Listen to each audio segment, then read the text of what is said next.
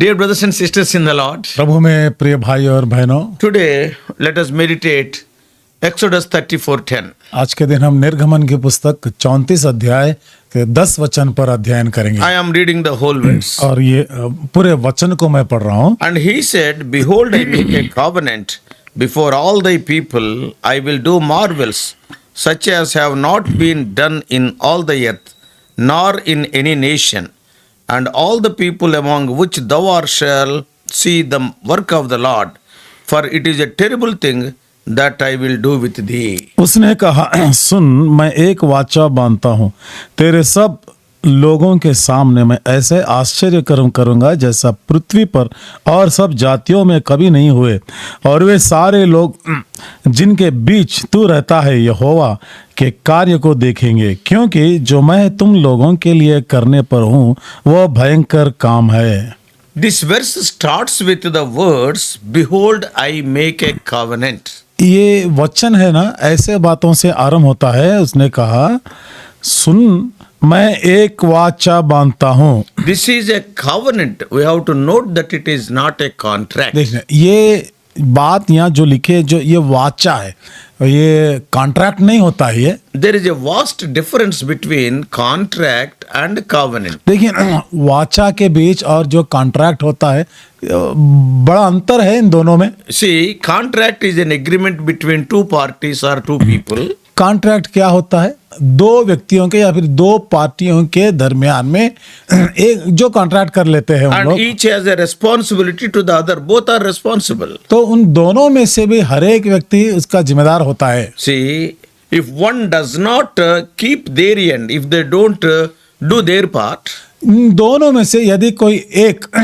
जो उसने कहा है, यदि उसको नहीं करेगा, वो पूरा समाप्त नहीं करेगा, then तो the other is also free from his or her obligation. तो उस समय दूसरा व्यक्ति भी है ना छुटकारा पा सकता है। उसके बारे में कोई चिंता करने की आवश्यकता नहीं है। To explain it in a detailed way, और भी इसको विवरण से, विस्तृत से यदि हम उसको विवरण करने से, we all know in the government will award works to some contract. हम सब जानते हैं जैसे कि सरकार ने बहुत सारे कॉन्ट्रैक्टरों को कोई काम को देता है। Okay, to construct a building. एक बिल्डिंग बनाने का कॉन्ट्रैक्ट What the देते हैं। government will say, अब सरकार ने क्या बोलेगा? I will give this 5 crores and you have to build this building in 5 months. तो हम 5 करोड़ आपको इस बिल्डिंग बनाने के लिए, और वो 5 महीने में आप उसको खत्म करना है। After 1 month I will give 1 crore, after 2 months 2 crores, then 3 crores, like that I will give. 1 महीने के बाद 1 करोड़ देंगे, 2 महीने के बाद 2 करोड़ देंगे। इस प्रकार से जो कुछ भी हमने आपसे वायदा किया है, पैसों को हम दे देंगे। They will write a contract and both will sign. और उन्होंने एक कॉन्ट्रैक्ट को लिखते हैं, दोनों हस्ताक्षर कर देते हैं उस पर। Suppose one person fails. यदि एक उनमें से विफल हो जाता है, Suppose the government has not given 1 crore after 1 month. मान लीजिए सरकार ने 1 महीने के बाद में जो उन्होंने कहा है 1 करोड़ देने के लिए, यदि वो नहीं देते, Then the other person, contractor, need not work till he gives the 1 crore. तो दूसरा व्यक्ति जो कॉन्ट्रैक्टर है, उसको जब तक पैसे ना मिले वो काम को रोक सकता है। In a similar way, बिल्कुल ऐसे ही तरह से suppose in that 1 month the contractor has not done the prescribed work, यदि कॉन्ट्रैक्ट की तरफ से यदि देखे, जो 1 महीने में जो कुछ उसको काम दिया गया, यदि वो नहीं करता है, then this government need not give 1 crore immediately. तो सरकार ने तुरंत ही 1 करोड़ पैसे देने की कोई जरूरत नहीं है। So in contract what we can see? तो यहाँ पर एक कॉन्ट्रैक्ट में क्या हो रहा है? Yeah, if one party fails, the other party is free. He need not obey the rule. एक व्यक्ति जब विफल हो जाता है तो दूसरा व्यक्ति उसका आज्ञाकारी बनने की कोई जरूरत नहीं है, वो भी छुटकारा पा सकता है। But a covenant is not like that. लेकिन जब वाचा की बात आती है, ऐसा नहीं होता है। In a covenant, one says, I will do this. वाचा बांधते समय एक क्या बोलेगा? मैं इसको करूंगा। The covenant is also between two people. और ये जो वाचा बांधते हैं, यहाँ पर भी 2 व्यक्तियों के बीच में होती है। And in covenant, वाचा में ये होता है, I will do this, one person says, and other person also say, I will do this. मैंने इसको करूंगा। एक व्यक्ति जब बोलता है तो दूसरा भी यही करेगा, मैं भी करूंगा इस काम को। Suppose if one fails, यदि एक व्यक्ति विफल हो जाता है करने में, even then the other person has to obey what he has promised. फिर भी दूसरा व्यक्ति जो उसने वायदा किया है उसको तो करना ही होगा। In a contract, if one fails, the other also can fail. लेकिन जब कॉन्ट्रैक्ट में क्या होता है, एक विफल हो जाता है तो दूसरा भी वो काम को छोड़ सकता है। But in a covenant, it is not like that. लेकिन जब वाचा की बात आती है तो ऐसा नहीं होगा। Whether the other person do his part or not, you are supposed to do your part. अगला वाला अपने तरफ से जो काम करना चाहिए था, यदि वो करे या ना करे, लेकिन आपकी तरफ से आपको जो काम करना तो करना ही होगा। So this is not dependent on other party's reaction. इसीलिए है ना, ये जो काम है ना, दूसरे व्यक्ति जो करता है जो नहीं करता उस पर निर्भर नहीं होता है। Your God's love can be understood in this way. तो परमेश्वर के प्रेम को इस प्रकार से हम समझ सकते हैं। What God is telling? परमेश्वर ने क्या बोलते हैं? Yeah, in the beginning, what we said, Lord, I love you, God, you love me. आरंभ में हमने क्या बोला है? परमेश्वर आप मुझसे प्रेम करते हैं और मैं भी तुमसे प्रेम करता हूं। Now what God is telling? लेकिन आप परमेश्वर ने क्या बोलते हैं? Though you fail, I will abide faithful. यदि तुम विफल हो जाए, लेकिन मैंने जो कहा है उस बात पर अटल रहता हूं। It is something like the marriage vow. ये जैसा कि विवाह के समय में जो वाचा बांधते हैं, ठीक उसी तरह At the time of marriage, what those both the people will promise? विवाह के समय, शादी के समय में दोनों लोग ने क्या क्या बोलकर वायदा करेंगे? Whether it is for better or worse. देखिए, भलाई हो या फिर बुराई हो, Whether it is for richer or poorer. यदि हम धनी हो या फिर गरीब हो, Today I may be healthy, tomorrow I may be sick. हो सकता है आज के दिन में अच्छा से स्वास्थ्य से हूँ, कल बीमार भी पड़ सकता हूँ। Till death do us apart, till death separates us, I will obey and fulfill my vow. मृत्यु हमको अलग करने के समय तक मैं इस प्रतिज्ञाओं पर मैं अटल रहूंगा। मेरे तरफ से जो कुछ करना है मैंने बोल कर करूंगा। What the husband says? और पति ने क्या बोलेंगे? I will love you. मैं तुझसे प्रेम करता हूँ। What wife says? पत्नी क्या बोलेगी? I will obey you. मैं आपकी आज्ञाकारी बन के This रहूंगी। is a covenant. इसको बोलते हैं हम वाचा बांधना। So tomorrow, whether the husband love or won't love, the wife is expected to obey. तो कल के दिन यदि पति ने प्रेम करे या ना करे, पत्नी को अपनी तरफ से जिम्मेदारी को पूरा करना ही है। इसका मतलब उसका कहना मानना, आज्ञाकारी बनकर रहना है। Same thing from the bride's side. इसी प्रकार से हम दुल्हन के तरफ से भी यही देखते हैं। Whether she obeys or not, the husband has to love her. ये कहना माने या ना माने, पति को तो उसे प्रेम करना ही होगा। So God wants us to come into the covenant relationship with Him. तो परमेश्वर ने हमको उसके साथ ये जो वाचा बांधा है, ऐसे संबंध में, रिश्ते में आना चाहता है। So in Exodus 34:10, तो निर्गमन के 34 अध्याय के 10 वचन में, so in this passage, God is telling Moses that He will make a covenant with him and also the Israelites. इस भाग में परमेश्वर ने मूसा से ये कहते कि मैं तुमसे एक वाचा बांधूंगा, तुझसे और इस्राएली लोगों से भी। And what God says? परमेश्वर ने क्या बोलते I हैं? will drive out all the idol worshippers before you, और तेरे सामने से जो मूर्ति पूजक सबको मैं दूर करूंगा, भगा दूंगा, and I will cleanse the land of these people. और यहाँ के लोगों के जो निवास करते हैं इस देश को मैं शुद्ध करूंगा। And but what the Israelites have to do in response? तो फिर इसके बदले में इस्राएलियों को क्या करना They होगा? are तो जवाब expected में, to destroy the places of idol worship, जहाँ कहीं भी मूर्ति पूजक होती है उस जगह को वो लोग नाश करना and they चाहिए, should not make any treaty with them, any relation. और उन लोगों के साथ, मतलब मूर्ति पूजक के लोगों के साथ कोई रिश्ता नहीं करना चाहिए। So God wanted to do something, and Israelites have to do something. परमेश्वर ने कुछ करना चाहते हैं, पर इस्राएली लोग भी कुछ करना ही है यहाँ Now पर। in covenant, what is happening? अभी यहाँ पर वाचा में क्या होता It is है? not a contract. ये कॉन्ट्रैक्ट नहीं होता So है। even though these Israelites fail, हो सकता है कि इस्राएली लोग विफल भी हो जाए, God wants to stand by His covenant. परमेश्वर ने अपने वाचा पर वो अटल रहना चाहते। Many times God gave them second chances when they failed first time. कई बार लोग जब पहले बार विफल हो जाते हैं तो परमेश्वर हमेशा दूसरा मौका देते हैं। It is because of His love and long suffering. ये तो उसके प्रेम के कारण से और उसकी सहनशीलता के धीरज धरते हैं, इसी कारण से। Now He is telling, I will do marvels. अब उसने कहता है कि मैं आश्चर्य कर्म करूंगा। God's plan was to glorify Himself before all the nations and all the peoples through Israel. परमेश्वर की योजना ये है, इस्राएलियों के द्वारा सारे लोगों के बीच में, अन्य जातियों के लोगों के बीच में परमेश्वर महिमा पाए। When we see the marvels He performed, we are amazed. जो आश्चर्य कर्म उसने किया है, जब हम उसको देखते हैं ना, हम अचंभे हो जाते हैं। Oh, to mention few of those miracles He performed, और जो उसने किया था आश्चर्य कर्म, कुछ बातें हम देखें, He led them to Canaan. Kanan को उसने चलाया उनको, And he caused the walls of Jericho to fall down. और यरीहो के दीवारें वो नीचे गिरने में किया था, He made the sun and moon to stand still. और सूर्य और चंद्र को उसने रुका कर रख दिया है, And he रोक कर gave रखा है। victory to them in all their battles. और उनके सारे युद्ध में उन्होंने उसको जय दिया था। Even their wilderness journey itself is a great miracle. Every day was a miracle. जंगल की यात्रा में उन्होंने हर दिन एक आश्चर्य कर्म उनके जीवन में होता, हर दिन उनको आश्चर्य था। From hearing about those miracles, उन आश्चर्य कर्मों के बारे में हम जब सुनते हैं, and the harlot like Rahab, yes, she commented in Joshua chapter 2.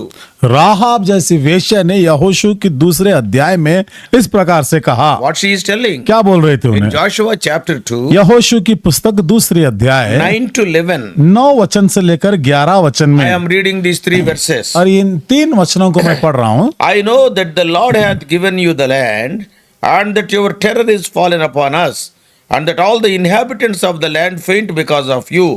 For we have heard how the Lord dried up the water of the Red Sea for you when ye came out of Egypt, and what ye did unto the 2 kings of the Amorites that were on the other side of Jordan, that is Sihon and Og, whom ye utterly destroyed. And as soon as we heard these things, our hearts did melt, neither did there remain any more courage in any man because of you. For the Lord your God, He is God in heaven above and in earth beneath. इन पुरुषों से कहने लगी, मुझे तो निश्चय है कि यहोवा ने तुम लोगों को यह देश दिया है, और तुम्हारा भय हम लोगों के मन में समाया है, और इस देश के सब निवासी तुम्हारे कारण घबरा रहे हैं, क्योंकि हमने सुना है कि यहोवा ने तुम्हारे मिस्र से निकालने के समय तुम्हारे सामने लाल समुद्र का जल सुखा दिया, और तुम लोगों ने सिहोन और ओग नामक यरदन पार रहने वाले अमोरियों के दोनों राजाओं का सत्यानाश कर डाला है। और यह सुनते ही हमारा मन पिघल गया, और तुम्हारे कारण किसी के जी में जी ना रहा, क्योंकि तुम्हारा परमेश्वर यहोवा ऊपर के आकाश का और नीचे की पृथ्वी का परमेश्वर है। Even in our lives also, God performed many miracles. हमारे जीवनों में भी परमेश्वर ने कई सारे आश्चर्य कर्म किए हैं, Isn't it? है ना? ठीक है ना? In my own life, मेरे खुद के जीवन में I never dreamt that I would be saved. कभी मैंने स्वप्न में भी नहीं देखा, मैं सोचता नहीं था कि मैं उद्धार पालूं। Probably you also. वे शायद हो सकता है आपके जीवन में भी Just ऐसा ही think हो। of your past life. एक बार आपके बीते जीवन को याद कर लीजिए। Have you ever thought that you will be saved? क्या कभी आपने सोचा है कि आप उद्धार पाएंगे? Have you ever thought that you will come to the house of क्या God? कभी आपने सोचा है कि परमेश्वर के घर में आएंगे? As a matter of fact, you are hating the house of God. वास्तव में तो आप परमेश्वर के घर से आप नफरत करते थे। When I see my past, जब मैं मेरे बीते जीवन को मैं देखता हूं तो oh, that sinful past, there was no hope of salvation. देखिए ना, जो पाप से भरा हुआ जीवन, उद्धार पाने की कोई आशा नहीं थी। My salvation is a marvel. मेरा जो उद्धार है यही तो आश्चर्य कर्म है। Much more. और अधिक देखे, I never thought that I will preach gospel and share the word of God, etc. मैंने कभी सोचा भी नहीं था कि मैं सुसमाचार का प्रचारक बनूं। I never expected that I will stand before the God's chosen people from unknown backgrounds. कभी मैंने ये भी नहीं सोचा कि लोग तरह तरह के लोग उनके आगे, परमेश्वर के लोगों के आगे खड़ा होकर मैं वचन को बांटूं। Are they not marvels?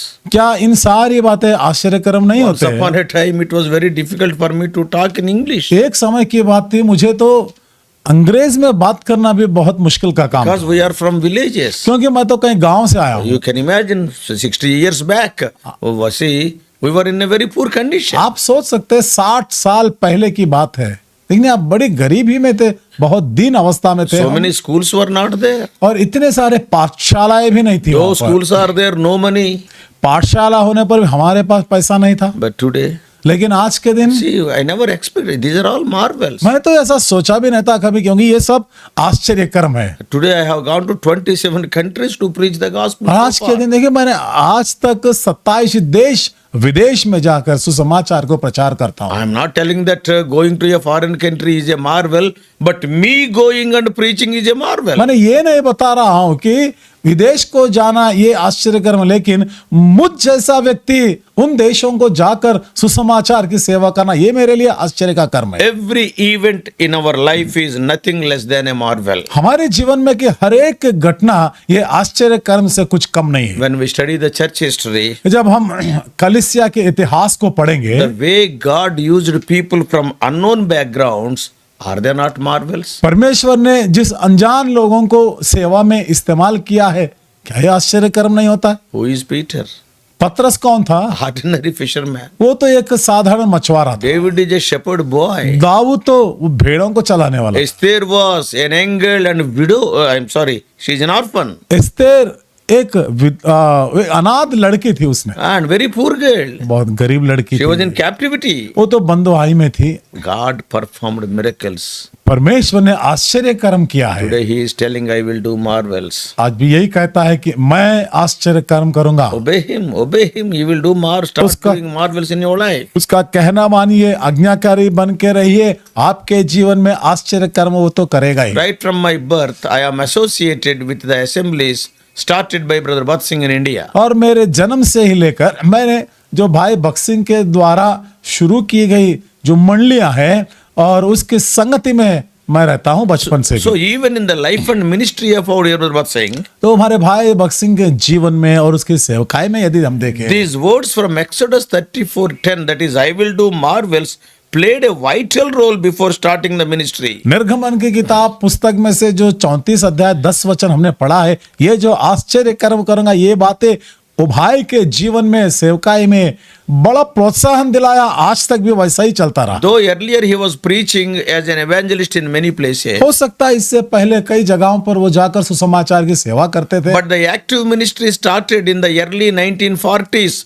in Madras, that is present day Chennai. लेकिन वास्तव में जब उन्होंने सेवा का आरंभ किया था, जो 1940 के दरमियान जो चेन्नई उस नगर में शहर में उन्होंने सेवा आरंभ Yeah, किया if I था। am right, in 1941, July 12th, it started in Jehovah Shammah compound in Chennai. 1941 जुलाई के महीने में 12 तारीख के दिन चेन्नई यहोवा शम्मा में अपने सेवकाई का आरंभ किया था। Before that, he was preaching gospel and speaking in various meetings. इससे पहले जगह जगह पर जाकर अलग अलग सभाओं में उन्होंने वचन को बांटते, सुसमाचार को प्रचार करते The थे। Lord has given few promises to him for the ministry. प्रभु ने उनको सेवा के लिए और कुछ प्रतिज्ञाएं दी थी। Besides other promises, the Lord mainly spoke to his servant from Exodus 34:10. और भी कई दूसरे वायदे भी थे, लेकिन ये जो वचन है निर्गमन की 34-10 वचन उसके जीवन में बहुत महत्व देने वाली बात थी। Then obeying the call of God and holding on to the promise, परमेश्वर के बुलावे को आज्ञाकारी बनकर इस वायदा को उन्होंने लेकर आगे बढ़े। Brother Bhat Singh started the New Testament pattern church ministry in Madras. भाई बख्श सिंह ने नए नियम के अनुसार की सेवकाई को मद्रास के शहर में आरंभ किया। Today that ministry has spread far and wide across continents and we are all the witnesses. आज के दिन वो जो सेवकाई है देश विदेशों में कई जगहों पर फैल गई है, हम उसकी गवाही है, साक्षी है। When so much work is being carried out because of one man's obedience, एक व्यक्ति आज्ञाकारी बनने के कारण से इतनी सेवा बढ़ गई, मतलब how much more God can do if we obey his promises. तो यदि हम उसके वायदा या प्रतिज्ञाओं को लेकर यदि हम आज्ञाकारी बनेंगे तो क्या परमेश्वर हमारे लिए हमारे पक्ष में क्या नहीं करेगा? God has not changed. परमेश्वर ने अभी बदला नहीं। God has performed unprecedented marvels, परमेश्वर ने हम तो कभी सोचा भी नहीं इस प्रकार के आश्चर्य कर्म किया है, such as have not been done in all the earth, as it is written in 34:10. इस प्रकार की ये जो आश्चर्य कर्म आज तक धरती पर और कहीं पर नहीं हुआ था, जैसे कि वचन में लिखा Tens है। of thousands of people are saved, और कितने दसों हजारों लोग उद्धार पाए हैं। and hundreds of local assemblies are established through his ministry. कई सौ मंडलियां उसकी सेवा के द्वारा स्थापित की गई Many है। are benefited by the ministry. कई लोग उसकी सेवकाई के द्वारा लाभ पाए हैं। I am also one of the beneficiaries of his ministry. मैं भी उनकी सेवकाई में मैं जो लाभ प्राप्त किया सो मैं, His life was marked by prayer and word of God. उसका जीवन परमेश्वर के वचन और प्रार्थना से हमको जानकारी मिलती So है। let us, as people of prayer, claim his promises. जैसे हम प्रार्थना करने वाले में से है, हम उसके वाचा को, उसके वायदे को हम लेकर आगे बढ़े। Lord will surely do marvels. प्रभु निश्चय ही आश्चर्य कर्म करेगा। Never look into your inabilities and be available unto him. कभी आप अपने दुर्बलता की तरफ नहीं देखना है, लेकिन परमेश्वर जो सामर्थ्य है उसकी ओर देखना है। You may be weak. हो सकता है आप कमजोर है, You may be despised, but God can do marvels. हो सकता है आपका इनकार कर दिया होगा, लेकिन परमेश्वर आपको इस्तेमाल करेगा। So may God encourage you through this verse and enable you to attempt great things for his glory. इस वचन के द्वारा परमेश्वर आपको प्रोत्साहन देकर परमेश्वर के लिए बड़े आश्चर्यकार बड़े बड़े काम करने के लिए आपकी सहायता करे। May God help you. परमेश्वर आपकी सहायता करे। Shall we pray? ये हम प्रार्थना करेंगे। Loving Heavenly Father, हमारे प्रेमी स्वर्गीय पिता, thy promises are precious and plentiful. प्रभु तेरे वायदे प्रभु बहुमूल्य है, बहुत आयत के है। Not only that, ना केवल इतना when we है, become your children, we can claim those promises. जब हम आपके संतान बनते हैं तो इन वायदों को प्रभु हम अपना सकते हैं। You are a God who will do marvels. प्रभु आप ऐसे परमेश्वर है आश्चर्य कर्म करने वाले। Oh Lord, it is the experience of Moses and all the Israelites. ये मूसा का अनुभव है और तमाम इस्राएलियों का भी अनुभव है। Lord, in this New Testament age, many believers, oh Lord, they have experienced that in their own lives. तो वो नए नियम के दिनों में बहुत सारे लोग अपने जीवन में इन बात का अनुभव लिया है। In our own days, oh Lord, we are seeing these things. और इन हमारे दिनों में भी प्रभु ये बातें हमको देखने के लिए Even मिलता in है। our own lives, you have done marvels. और ना केवल इतना है, हमारे खुद के जीवन में भी प्रभु आप कई सारे आश्चर्य कर्म किए हैं। Oh Lord, those dear ones who are hearing this message, प्रभु ये जो संदेश सुन रहे हमारे प्रिय भाई लोग, help them to dedicate their lives to thee and experience these marvels in their lives also. अपने जीवन को आपको समर्पित करते हुए उनके जीवन में